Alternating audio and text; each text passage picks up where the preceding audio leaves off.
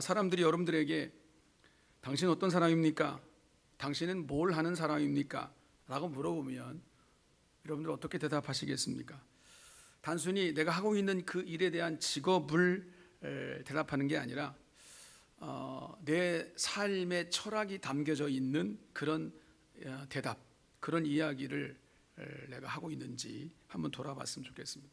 만약 그렇게 대답한다면 듣는 사람 입장에서 나에 대해서 보다 더 강한 인상을 남겨주게 될 것입니다.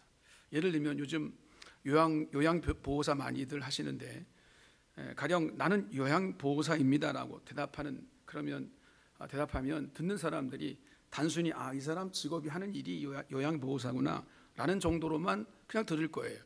그런데 대답을 이렇게 하는 거죠. 나는 사람을 먼저 생각하는 요양보호사입니다 라고 대답한다면 듣는 사람들이 단순히 저 사람이 하는 일이 그거구나 라고 하는 것이 아니라 이 사람은 사람을 생각한다, 사회복지의 일을 가치 있게 하는 사람이구나 라고 아마 인지를 할 수 있을 것 같습니다. 그러면 우리의 그리스도인으로서의 우리의 신분이 있죠. 성도로서 오늘 우리는 당신은 누구냐라고 누가 묻는다고 한다면 나는 어떻게 대답할 수 있을 것인가? 오늘 본문의 세례 요한이 그 질문에 대해서 좋은 대답을 우리 가운데 주고 있습니다.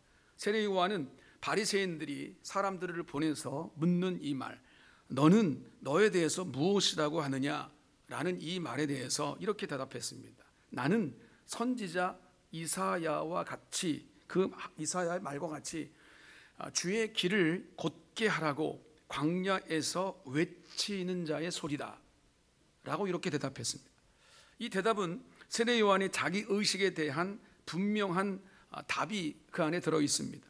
그리고 이 대답은 이사야 시대에는 또 하나님께서 이사야를 통해 그렇게 역사해 주셨을 것이고, 또 세례 요한의 시대에는 세례 요한을 통해서 적용되었다시피 오늘 우리들에게는 그대로 또 이 말씀이 적용되어야 될 말씀이다라는 겁니다. 즉 이사야 시대에 광야에 외치는 자의 소리가 있었던 것처럼, 세례 요한의 시대에 세례 요한이 광야에 외치는 자의 소리가 됐던 것처럼, 오늘 우리에게도 우리가 사는 이 시대가 광야라고 한다면 광야에서 외치는 자의 소리가 분명히 있어야 된다라는 것입니다.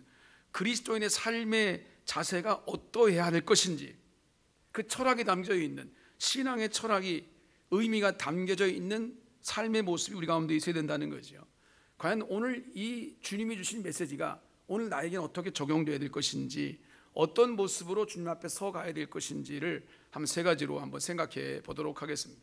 첫 번째는 우리는 단지 소리일 뿐이라는 점, 이것을 알아야 된다는 거죠. 단지 외치는 자의 소리일 뿐이지 그 외치는 자의 내용, 그 외치는 내용 자체가 오늘 우리가 주인공은 아니다라는 것입니다. 주인공은 어디까지나 우리의 모든 삶의 그 내용을 통해서 결론적으로 주님이 되어야 된다는 거예요. 그저 오늘 우리는 주인공이신 주님에 대해서 소리를 내는 인생이다. 세례 요한을 한번 생각해 보십시다. 결코 자신은 주인공이 아니었습니다. 많은 사람들이 그 세례 요한의 독특한 생활 방식과 가르침에 대해서 많은 끌림을 얻었습니다. 당시에 많은 주류였던 바리새인들과 서기관들, 이런 사두개인들이 다른 사람들을 가르친답시고 장황하게 이야기를 많이 했습니다. 근데 세례 요한은 그렇지도 않았습니다. 더더군다나 세례 요한은 바리새인과 사두개인들처럼 부유한 삶을 살지도 않았습니다. 그러니까 사람들은 저 사람은 참 뭐지? 이런 세례 요한의 삶에 대해서 더욱더 관심을 갖게 되고 매료되게 되었습니다. 아무리 가르치는 자가 가르치는 내용이 좋더라도 가르침을 받는 자의 삶과 그 가르침의 내용이 동떨어진다면 그 가르침이 마음속으로 와닿지를 않을 것입니다. 바리새인들과 서기관, 이 사두개인들이 당시 일반 서민들과는 다른 위치에 있었습니다.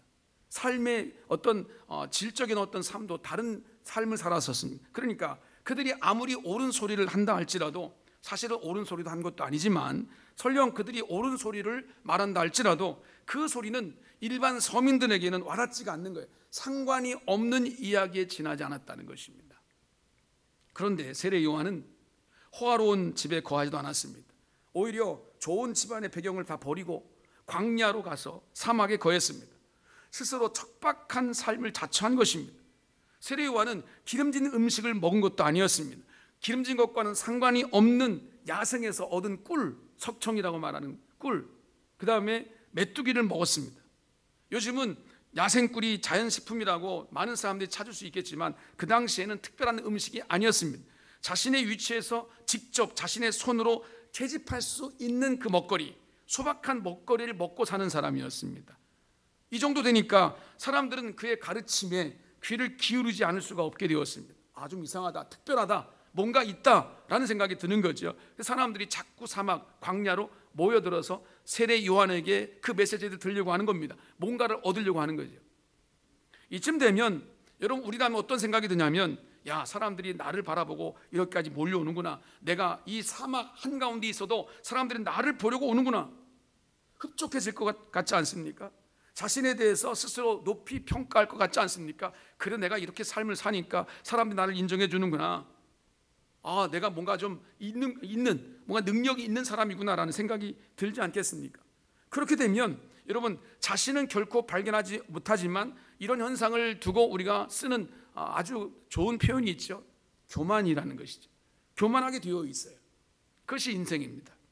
사람들은 무언가 조금만 잘한다 싶으면 내가 뭔가 된 것처럼 생각합니다. 내가 무슨 그 공동체나 모든 사회나 집단에서 주인공이 된 것처럼 생각합니다. 주인공, 드러나는 나의 모습들이요, 이런 것들로 자랑하게 되어 있고요, 뭔가 어깨에 힘이 들어가게 되어 있습니다. 내가 뭔가 목적을 위해서 조력하는 자다라는 그런 생각이 들지 않게 되어 있다는 말이에요. 이것이 바로 사람들이 교만해지는 경향이 있는 죄성입니다. 요즘은 과거와는 달리 자신을 드러내는 시대라고 말합니다. 개성의 시대라고 말하죠. 자기 PR의 시대라고 그렇게 말합니다. 아무리 많은 것들을 가지고 있어도 드러내지 않으면 몰라요. 그렇죠? 그래서 드러내려고 하는 겁니다. 개성 시대입니다. 튀는 개성, 남이 어떻게 생각하든 말든 나만 좋으면 된다라는 생각들. 그래서 다른 사람들이 나를 바라보면서 어떤 생각을 하든 상관없이 내가 나름대로 개성 있게 살아가면 된다는 거예요. 그래서 그 개성을 위해서 다른 사람들이 피해를 봐도 별로 상관하지 않는 그런 어떤 세상을 우리는 살고 있는 것 같습니다. 뭔가 내가 사람들에게 인정받지 못한다, 내가 뭔가 다른 사람들보다 위에 있지 못하다라는 생각이 들면 여러분, 내가 주인공이 되지 않은 것이니까 그 어떤 그 상실감으로 인해서 우울해지고 불안해지고 여러적인 사회 문제적으로 여러 가지 많은 현상들을 나타나게 되어 있습니다. 그러면 오늘 말씀의 주인공, 이 본문의 주인공인 이 세례 요한은 어땠을까? 사람들이 구름대처럼 몰려올 때 지금 이 시대적인 상황이라면 어떻게 됐을 것 같습니까?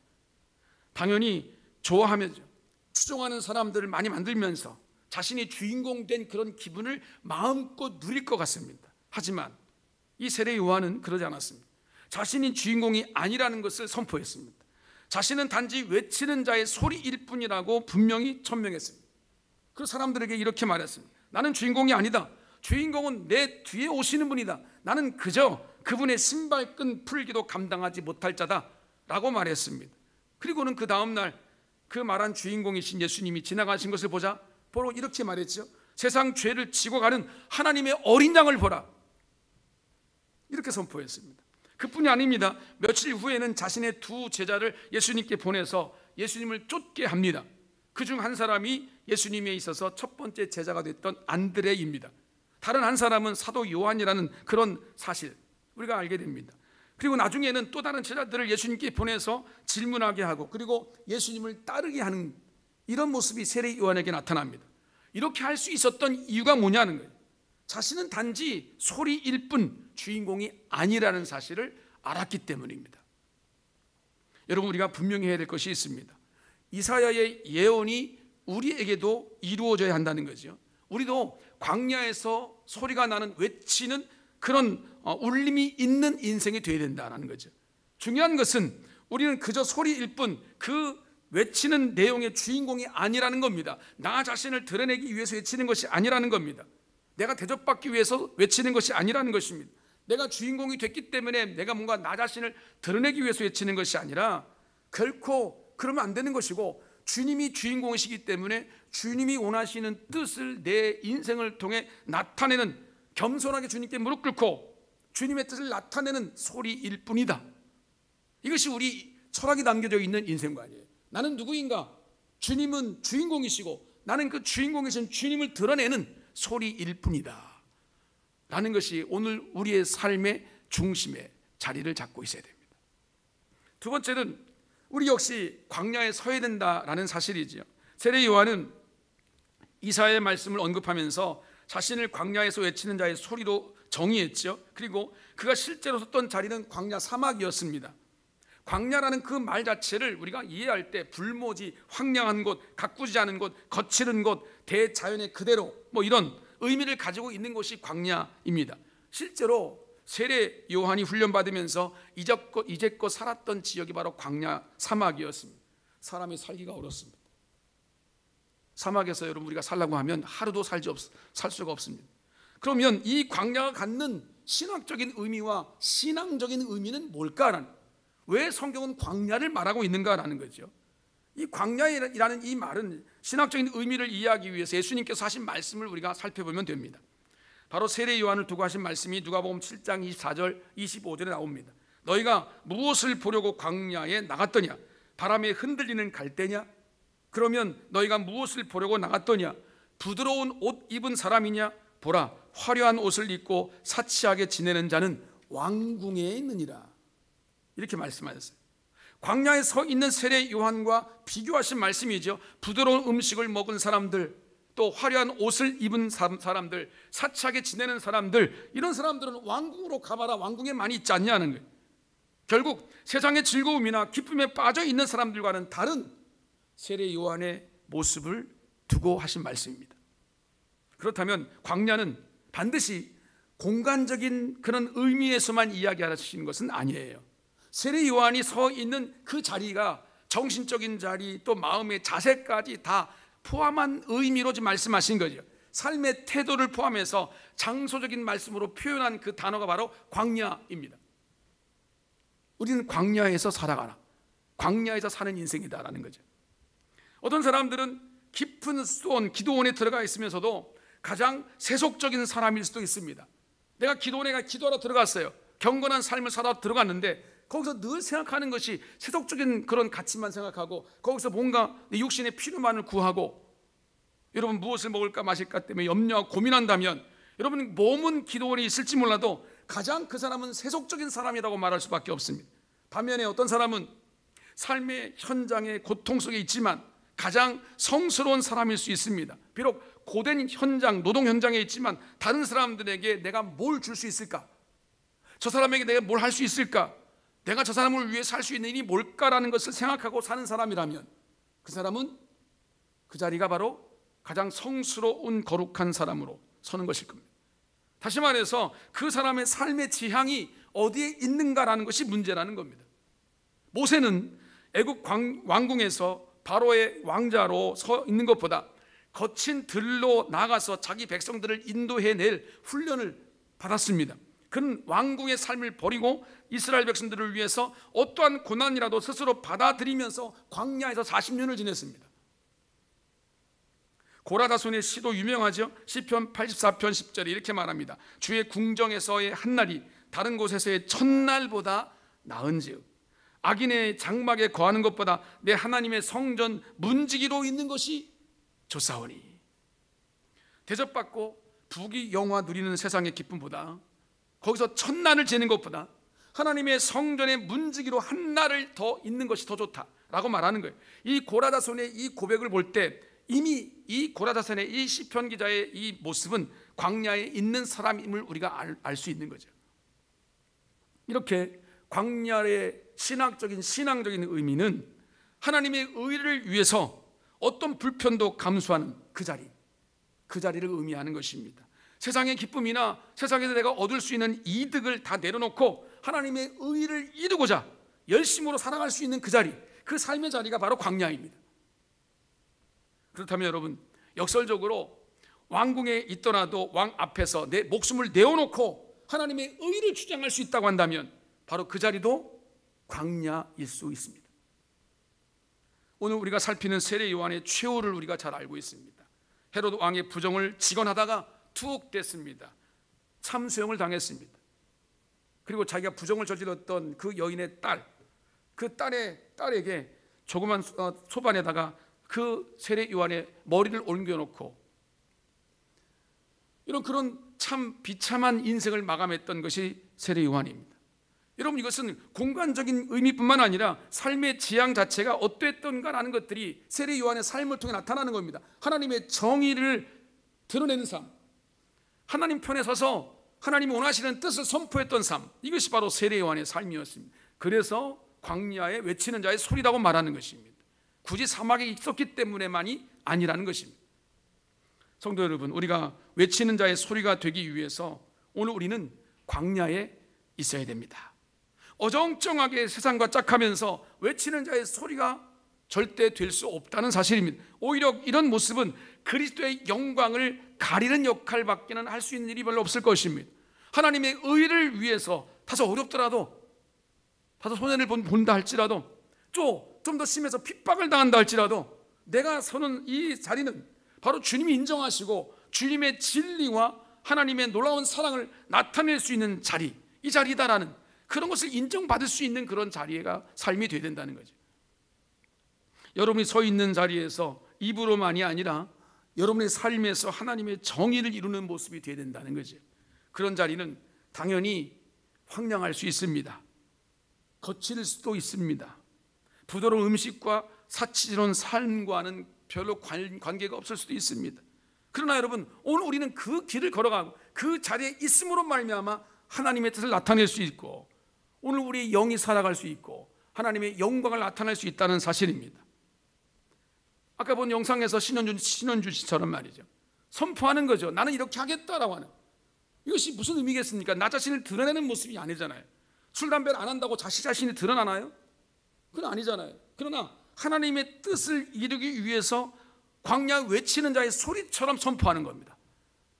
하나님이 원하시는 일이기 때문에 나는 이렇게 살겠다라고 선포하는 거죠. 이것이 바로 외치는 자의 소리이고, 그 외치는 자의 소리처럼 내가 서 있는 삶의 자리가 바로 광야이다라는, 여러분의 삶의 자리가 광야가 될 수 있기를 주의 이름으로 축복합니다. 이게 바로 그리스도인의 삶입니다. 마지막 세 번째는 우리는 외쳐야 된다라는 사실입니다. 가수가 노래를 부르지 않으면 가수겠습니까? 아니죠. 그냥 가수였던 사람이다라고 말할 수 있지만 현재 가수라고 말할 수 없습니다. 가수는 노래를 불러야 가수입니다. 사람들이 가수 인순이 씨를 좋아하잖아요. 저도 좋아하는 인순이 씨, 참 노래 잘하고. 그러나 지금 연령이 벌써 나이가 너무 많아서 70이 넘고 원로 중에 원로에 속하는 가수입니다. 그런데도 여전히 노래를 부르고 있습니다. 자주 활동을 하고 있죠. 그래서 그분을 가수라고 부르는 겁니다. 많은 사람들이 좋아하는 거죠. 여러분, 옆집에 도둑이 들었어요. 심각하죠? 그러면 그 주인은 못 보더라도 나는 봤으면 내가 도둑이야 라고 외쳐야죠. 그래야 의미가 있는 거 아니겠습니까? 그런데 외치지 않으면 내가 본 것이 무슨 소용이 있겠습니까? 차라리 보지 않은 것만 못할 것입니다. 그리스도인으로 살아간다는 것은 바로 그렇습니다. 광야에 외치는 자의 소리가 된다. 이것도 마찬가지입니다. 외치지 않으면 외치는 자의 소리가 될 수 없겠죠. 외치는 자가 되야 된다는 겁니다. 뭔가를 외쳐야 되는데 뭘 외쳐야 될 것인가? 무엇을 외칠 것인가? 소리를 외치자. 소리, 사람들에게 느끼는 거죠. 들리는 거죠. 경험되는 것입니다. 그것이 소리인데 무슨 소리를 외칠 것인가? 우리 주변에는 소리가 많습니다. 잡다한 소리가 많죠. 너무나 많은 잡다한 소리 때문에, 많은 정보화 시대의 홍수로 쏟아지는 것들 때문에 우리는 짜증이 날 수도 있습니다. 그래서 많은 사람들이 우리의 삶을 바라보면서 우리가 말하는 거, 우리의 삶의 모든 내용들이 다 소음으로 들릴 수 있습니다. 아우, 듣기 싫어, 짜증나, 이럴 수 있단 말이죠.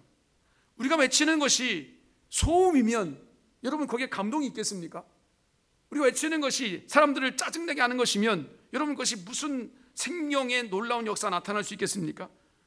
외치되, 소리를 내되 제대로 된 것을 외쳐야 된다는 거죠. 그게 뭐냐? 성경을 통해서 우리가 집약하면 그 외칠 내용은 바로 예수 그리스도이십니다. 하나님의 사랑입니다. 다른 것을 외치는 것이 아닙니다. 예수 그리스도가 우리의 생명임을, 그 주님께서 우리를 사랑하심으로 십자가에 지셨음을, 그런 내가 주님의 그 은혜로 내가 얻은 이 생명이 바로 하나님의 사랑으로 되어진 것임을 나타내는 것입니다. 그게 바로 우리가 외쳐야 할 내용, 소리의 내용입니다. 세례 요한은 뭐라고 외쳤습니까? 보라, 세상 죄를 지고 가는 하나님의 어린 양이로다. 세례 요한은 정확하게 예수님의 속죄에 대해서 외쳤습니다. 마찬가지입니다. 오늘 우리가 만나는 사람들에게 예수님을 소개해야 됩니다. 그게 바로 우리가 외쳐야 할 소리입니다. 그 소리를 내고 계십니까? 어떻게 외쳐야 될 것인가? 오늘 말씀을 들었으니까 외쳐야지. 그러면서 저 버스 정장에 아니면 좀 심해서 지하철 들어가가지고 많은 사람들에게 말해요. 예수 천당, 불신 지옥. 혹시 이렇게 외치실 분이 계십니까? 한 분도 안 계실 것 같습니다. 그러지 말라고 하는 얘기입니다. 물론 여러분 그렇게 하는 것도 하나의 방법일 수 있겠습니다만, 여러분 그것이 사람들에게 어떻게 들려질 수 있을까라는 거예요. 그것보다 더 중요한 것이 있습니다. 세례 요한의 외침은 소음이 아니었습니다. 사람들을 짜증나게 하는 것이 아니었습니다. 뭔가 찔림을 주고 울림을 주는 소리였다는 거죠. 왜 듣는 그 사람들의 마음이 찔렸을까? 왜 울림을 줬을까라는, 그것은 세례 요한의 외침이 그의 삶과 다르지 않았기 때문입니다. 언행일치. 굳이 우리가 말한다면 언행일치겠죠. 저 사람은 말하는 것과 삶이 똑같네. 저 사람은 교회 다니고 예수를 믿는다는 사람인데, 그래 교회 다니는 사람답네. 저 사람은 뭔가 희생할 줄 아네. 저 사람은 남을 위해서 헌신할 줄 아네. 그것이 예수님의 사랑이라고 하는 것이 저 사람의 삶을 통해 나타나네. 이것이 일치가 되어야 사람들의 마음속에 울림이 되고 찔림이 되는 거죠. 우리가 외쳐야 할 방법도 동일하죠. 외치는 자의 모습처럼 여러분 그렇게 살아야 됩니다. 그리고 외쳐야 할 자리에 우리는 외쳐야 됩니다. 우리의 삶의 자리에서 말이죠. 여러분 삶의 자리는 다 다르습니다. 저야말로 여러분 하나님의 교회와 또 목회를 위해서 애쓰고 있습니다만, 여러분들은 삶의 자리가 다 다르죠. 여러분 하고 있는 직업과 일터의 삶의 자리가, 그 공동체가 다를 수 있습니다. 그러나 누구도 똑같습니다. 저나 여러분들이랑 똑같이 우리의 삶의 자리에서 그 자리가 바로 광야가 되어야 되고, 그 광야에서 해낼 일은 외쳐야 된다는 겁니다. 소리를 내야 된다는 거죠. 우리의 삶이 진리 가운데 서야 되고, 정직해야 되고, 또 겸손해야 되고, 그리고 사람들에게 친절해야 되고. 여러분 이것은 너무도 당연한 거 아니겠어요? 그러면서 살다가 주변에 우리 누군가가 다가오면 나지막하게 이렇게 이야기하면 됩니다. 예수 믿으시라고. 내가 믿는 예수를 당신이 믿었으면 좋겠다고. 하나님은 당신을 사랑한다고. 우리 함께 교회 가서 신앙생활 해보자고. 여러분 이렇게만 해도 충분합니다. 그 정도만 해도 외치는 자의 소리를 감당하는 것입니다. 그것이 바로 광야에 외치는 자의 소리입니다. 이것이 없이는 오늘 우리는 외치는 자의 소리로 사명 감당할 수 없습니다. 말씀을 마치면서 여러분들의 삶을 한번 스스로 돌아볼 수 있으면 좋겠습니다. 여러분들은 누구이십니까? 각자 이름이 있고 직업이 있고 삶의 자리가 있습니다. 내 생각이 있고 삶의 가치가 다 있겠죠. 그런데 여러분, 내가 적어도 주님 앞에 서서 살아계신 하나님 앞에 내가 하나님의 자녀입니다라고 하는 그 믿음이 내 안에 좀이라도 있다면 내가 누구인가라는 것들에 대해서 생각이 좀 달라져야 됩니다. 여러분의 삶의 자세에 대한 철학적인 대답을 담아서, 신앙적인 대답을 담아서 하나님이 원하시는 뜻을 나타낼 수 있어야 되는데, 성경은 오늘 그 대답을 광야에서 외치는 자의 소리가 되라라고 말씀하십니다. 그것은 나를 드러내는 삶이 아닙니다. 주인공이신 예수 그리스도를 드러내는 삶입니다. 내가 말 한마디 해도 그 말 한마디는 다른 사람들을 위해서 하는 일이고, 주님의 사랑을 나타내는 일이고, 그 사람을 배려하는 일이고, 그 사람을 사랑하는 마음에서 하는 일이고, 내가 그 사람을 적어도 손해보고 희생을 감수하고 할 수 있는 그런 말들이, 이런 말들이 담아져 있다면 여러분들은 그 삶의 자리에서 외쳐지는 광야의 소리일 줄로 믿습니다. 구원받는 그리스도인들은 광야에 서야 됩니다. 눈앞의 이익들이 아니라 하나님의 공의의 편에 서는 것, 그것이 바로 오늘 우리의 삶의 자리입니다. 어렵고 힘들고 외로울 수 있습니다. 때로는 여러분 적극적으로 신앙생활 하다 보면 때로는 핍박을 받을 수도 있습니다. 그래서 우리는 적극적으로 신앙생활을 안 하려고 그럽니다. 그렇죠? 아이고 예수를 믿든 말든 내가 무슨 상관이야. 저 사람들이 구원받든 말든 내가 무슨 상관이야. 소극적으로 나만 잘 믿으면 되지. 그럼 내가 잘 믿는 게 뭐냔 말이죠. 어떻게 믿는 게 잘 믿는 겁니까? 광야에 외치는 자의 소리가 되라 하시는데 우리의 삶의 자리에서 소리가 되지 않는데 내가 어떻게 예수를 잘 믿고 있단 말입니까? 그러니까 어차피 여러분 예수를 잘 믿는 것은 광야에 외치는 자의 소리가 되어야 된다는 거예요. 그 소리는 바로 적극적으로 들려줘야 됩니다. 느껴져야 됩니다. 경험되어져야 됩니다. 때로는 핍박이 오더라도 감당할 수 있어야 된다는 거죠. 우리 주변에 있는 사람들에게 이 광야 외치는 자의 소리로 여러분의 삶을 나타내 주십시오. 나 하나의 신앙, 내가 구원받고 내가 하나님의 자녀 되는 것도 힘든데 여기에 머물러 있지 마시고요. 여러분, 이미 우리는 구원받았고 이미 우리는 하나님의 자녀다. 하나님의 자녀라면 자녀답게 살아가는 것이 우리의 삶의 목표가 되지 않겠습니까? 마지막 날 주님께서 오라 하실 때 그 사명의 자리, 내 삶의 자리에, 그래 네가 너에게 맡긴 사명을 감당하다 왔구나. 잘했다. 착하고 충성된 종아.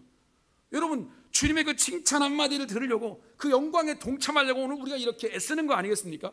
다시 한번 우리 이 귀한 사명을 내 삶에 두면서, 주님, 이 세례 요한처럼 광야 외치는 자의 소리가 되어서 주님이 오실 길을 예비하고 평탄케 만드는 그 사명을 내 감당하게 해주시기를 원합니다. 주님, 내 힘으로 아니 주의 성령의 능력으로 감당하게 될 줄로 믿습니다. 주님 오실 길을 예비하고 광야 외치는 자의 소리로 우리 주님의 귀한 사명 감당하는 인생이 되게 해 주옵소서. 이 귀한 결단으로 주님과 함께 동행하며 승리의 길을 걸어가는 사랑하는 성도들 되시기를 주의 이름으로 축복합니다.